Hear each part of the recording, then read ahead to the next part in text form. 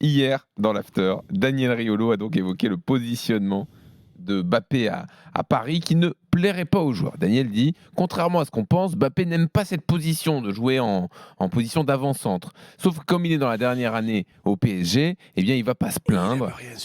Il sait qu'il va partir, donc il passe au-dessus. Bon, il sait qu'il va partir, on le laisse à Daniel, à l'interprétation.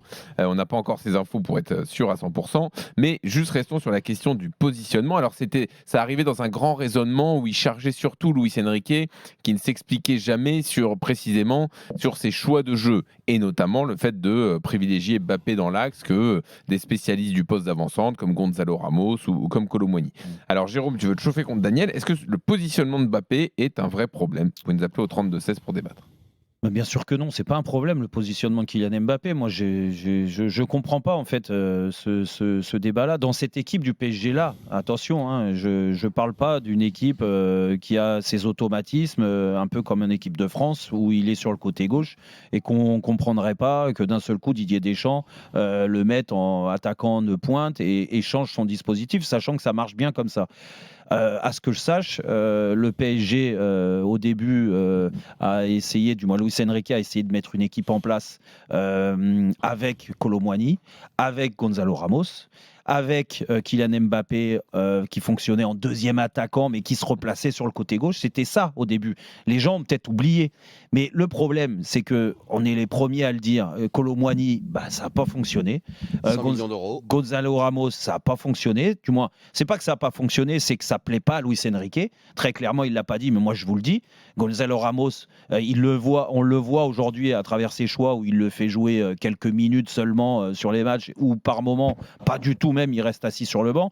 Ça veut dire qu'il est déçu de ce joueur-là et il ne le voulait pas forcément sur le mercato d'été.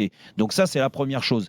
Derrière, il a essayé de remettre une équipe en place et en se disant, mon meilleur joueur, celui qui doit me faire gagner les matchs, c'est Kylian Mbappé. Donc, vaut mieux que je le rapproche du but adverse, que je l'éloigne du but ou que je l'excentre. Donc, il l'a remis dans l'axe. Aujourd'hui, on parle même pas de ses prestations d'ensemble, parce que là, je suis d'accord avec vous sur le fait que c'est pas un grand Kylian Mbappé qu'on voit depuis le début de l'année sur les matchs. Alors.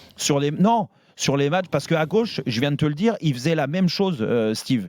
À gauche, il était aussi inconstant, très inconstant.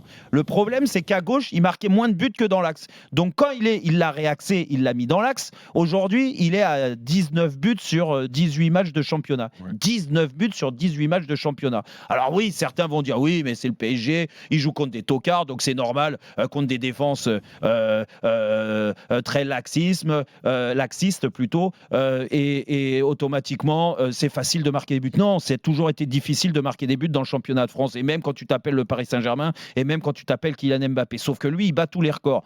Donc, me dites pas que le problème du Paris Saint-Germain de Kylian Mbappé, c'est de jouer dans l'axe, parce qu'il marque des buts. Et lui, il se nourrit qu'au but, à la stat, parce que les joueurs comme ça, phares, ils se nourrissent comme ça.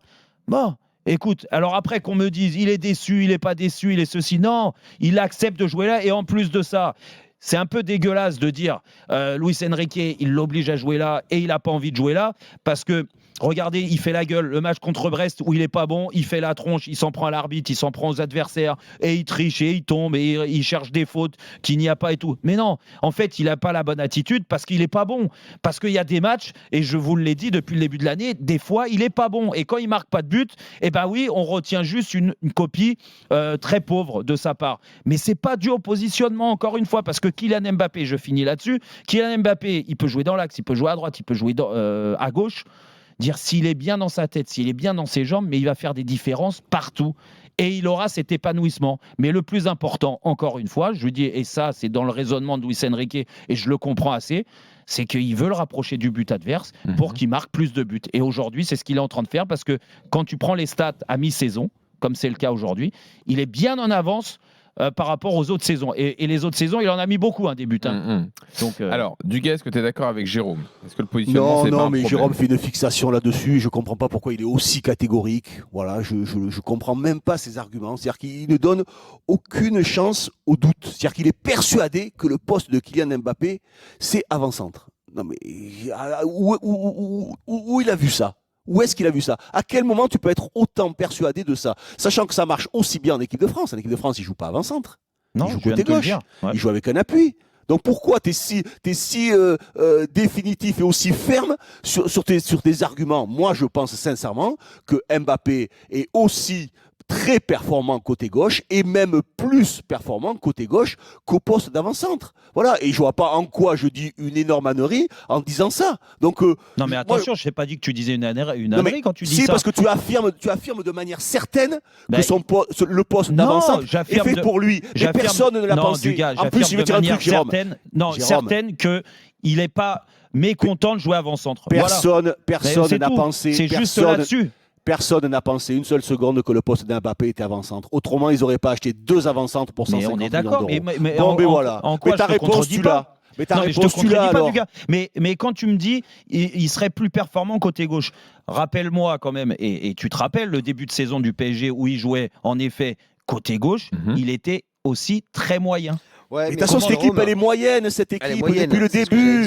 Elle est moyenne. Donc, c'est pas la faute au positionnement d'Mbappé. Mais pourquoi tu es si catégorique en disant que Daniel dit une énorme connerie? Il dit une connerie sur le fait que. Une grosse bêtise. Il dit une bêtise du gars sur le fait que. Mais si, sur le fait que Kylian Mbappé n'aime pas jouer neuf. C'est pas vrai. Mais il démontre pas beaucoup d'entrain à jouer avant-centre quand même.